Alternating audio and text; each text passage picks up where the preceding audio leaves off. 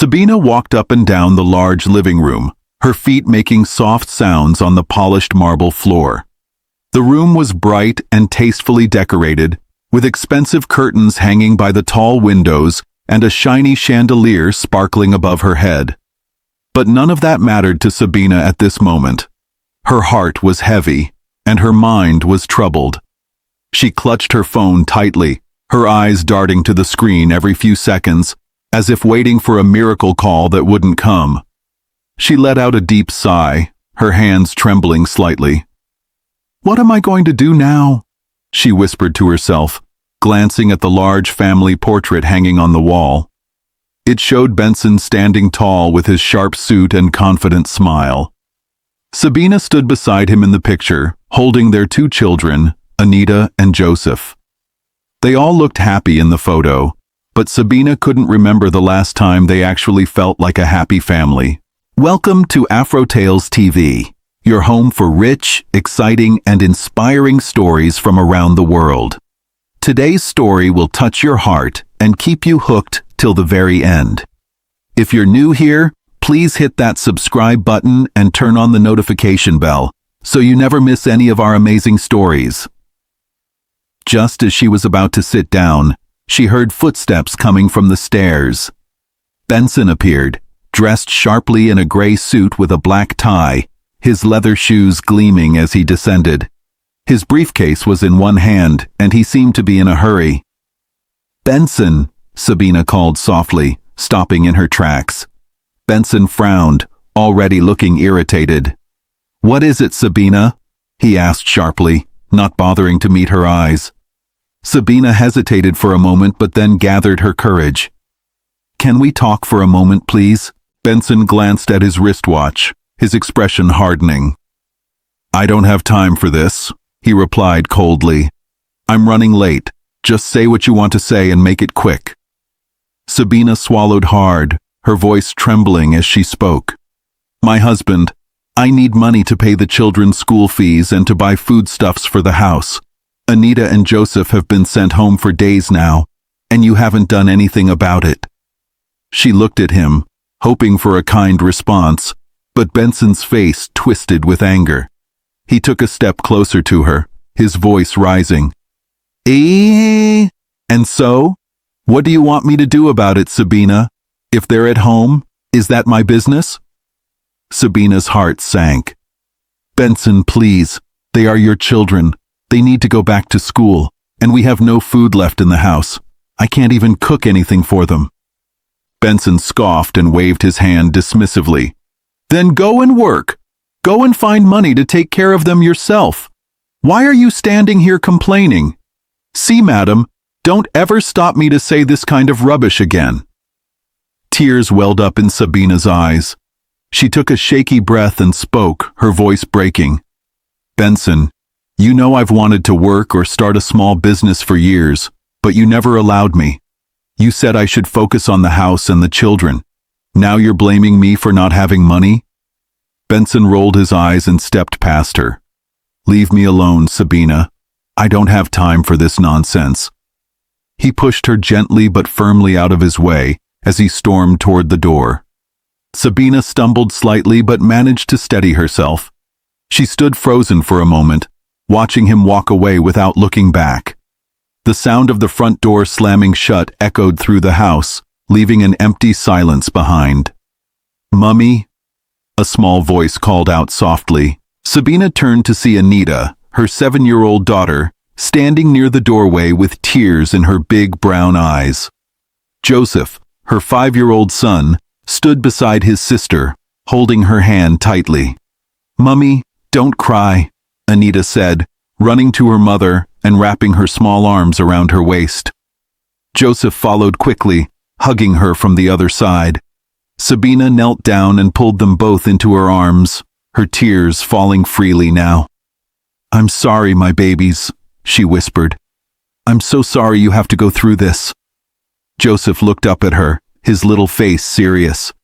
"Mummy, everything will be okay. Don't cry, we'll be fine."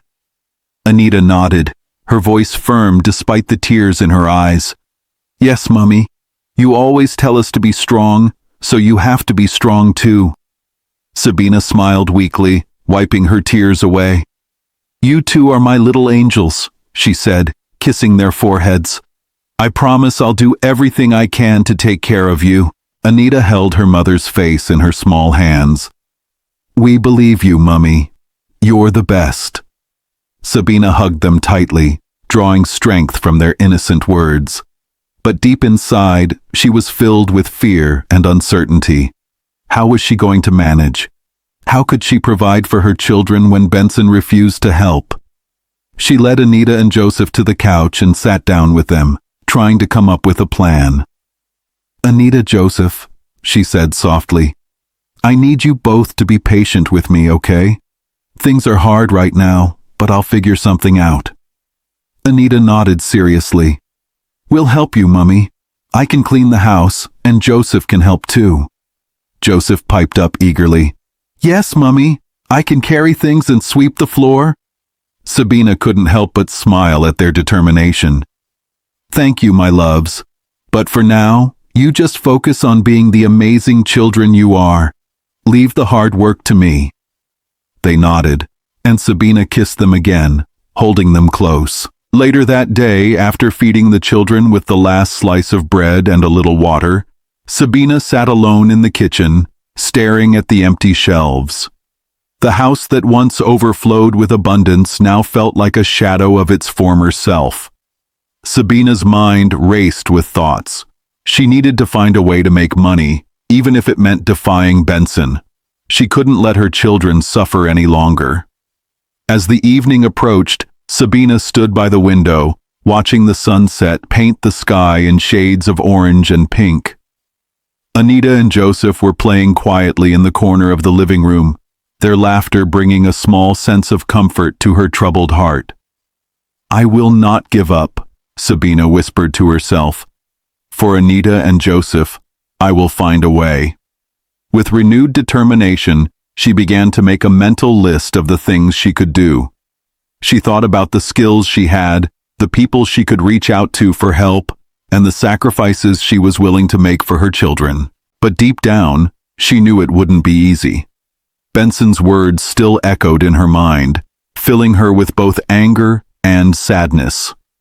That night, Sabina sat on the couch in the quiet living room, her mind heavy with worry. The clock on the wall ticked loudly, and every sound seemed to echo through the large, empty house. Benson hadn't returned home. It wasn't the first time this had happened. This had been going on for over a year now. Sabina looked at the clock again. It was past midnight. She sighed deeply, resting her head on the couch. Where are you, Benson? She whispered to herself, though she already knew there would be no answer. When this behavior first started, she had tried calling him, but he either ignored her calls or answered rudely, telling her to stop disturbing him. Now, she didn't even bother to call. She knew it would only make things worse. Sabina sat there for hours, waiting, but Benson never came home.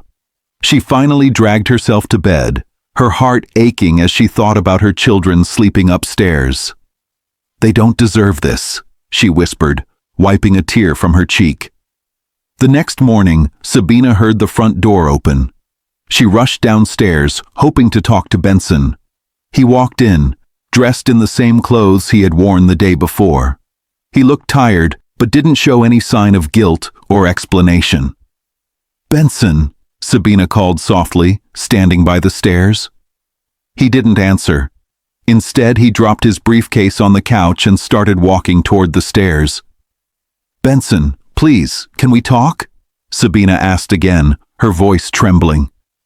Benson stopped and turned to face her, his expression filled with irritation. What is it, Sabina? Can't you see I'm tired? Sabina took a deep breath, trying to stay calm. You didn't come home last night. This has been happening for a long time now. Please, Benson, what's going on? Where were you? Benson's eyes darkened, and he stepped closer to her. What I do and where I go is none of your business, he shouted. Stop asking me stupid questions. Sabina flinched, but didn't back down. Benson, I'm your wife. I have a right to know. Before she could finish, Benson pushed her aside roughly. "Leave me alone, Sabina," he barked as he stomped up the stairs, leaving her standing there in shock. Sabina leaned against the wall, tears streaming down her face. She felt broken, but she couldn't let herself fall apart. She wiped her face and went to the kitchen to prepare breakfast for the children. Later that morning, Benson came downstairs, now freshly dressed in a crisp white shirt and dark trousers. He didn't say a word to Sabina or the children as he grabbed his car keys and walked out of the house. "Daddy, bye-bye," Anita called out, waving from the dining table where she and Joseph were eating. But Benson didn't respond. He didn't even look back. The sound of the front door slamming shut made Sabina wince. "Mommy," Anita said softly, looking at her mother. "Why doesn't Daddy ever stay with us anymore?" Sabina forced a smile, though her heart was breaking. "Don't worry, my love. Daddy is just very busy with work," she said, stroking Anita's hair. Joseph looked up from his plate, his big eyes filled with confusion. "But Mummy, other daddies come home and play with their children. Why doesn't Daddy play with us?" Sabina swallowed hard, trying to keep her voice steady. "Daddy loves you both very much. He's just very busy right now. Eat your food, okay?" The children nodded, but Sabina could tell they weren't convinced. She turned away, blinking back tears as she washed the plates in the sink. Later that day, Sabina was sitting on the couch, thinking about what to do. She didn't have any money left, and there was barely any food in the house. She had called a few friends the previous week to ask for help, but their responses had been hurtful. "Sabina," one of her friends had said, "you married a rich man. Why are you begging people for money? Go and ask your husband." Another friend had laughed and said, "You're always talking about how rich your husband is. Now you're begging? What happened to all the money?" Sabina had hung up the phone, feeling humiliated. She didn't want to call anyone again. She didn't want to hear more insults. Just as she was lost in thought, there was a knock on the door. Sabina stood up quickly and opened it. Standing there was Jennifer, her best friend. Jennifer was a beautiful woman with a warm smile and a kind heart. She was holding 2 large bags of foodstuffs. "Jennifer!" Sabina exclaimed, her eyes widening. "Hello, Sabina," Jennifer said, smiling as she stepped inside. "I brought you some things." Sabina's eyes filled with tears as she looked at the bags. "You didn't have to, Jennifer. This is too much." "Nonsense," Jennifer replied, setting the bags down on the table. "You're my friend. I can't just sit and watch you suffer." Sabina hugged her tightly. "Thank you so much. God bless you." Jennifer smiled and patted her back. "Sit down, Sabina. Let's talk." They both sat on the couch, and Jennifer held Sabina's hand. "Sabina, you can't keep living like this. Benson isn't helping you, and it's not fair. You need to find a way to take care of yourself and the children." "But what can I do, Jennifer?" Sabina asked, her voice shaking. "Benson never allowed me to work or do business. I don't even know where to start." Jennifer gave her a reassuring smile. "It's never too late to start. You're a smart and capable woman, Sabina. You can do anything you set your mind to. Start looking for a job or think about a small business you can start." Sabina nodded slowly, her mind racing with possibilities. "You're right, Jennifer. I can't keep depending on Benson. I need to do something for my children." Jennifer squeezed her hand. "That's the spirit. I'll help you in any way I can. Just let me know what you decide." Sabina smiled, feeling a glimmer of hope for the first time in a long time. "Thank you, Jennifer. I don't know what I would do without you." Jennifer stood up and hugged her again. "That's what friends are for. You're not alone, Sabina. Remember that." As Jennifer left, Sabina looked at the bags of foodstuffs and then at her children, who were playing happily in the corner of the living room. She felt a new sense of determination. "I will do whatever it takes to give my children a better life," she said to herself. "No matter how hard it is, I will not give up."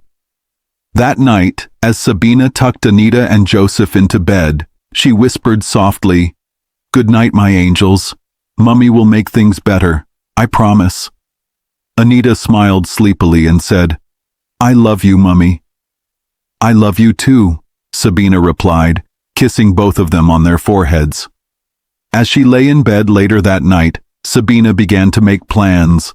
She didn't know what the future held, but she was ready to face it head on.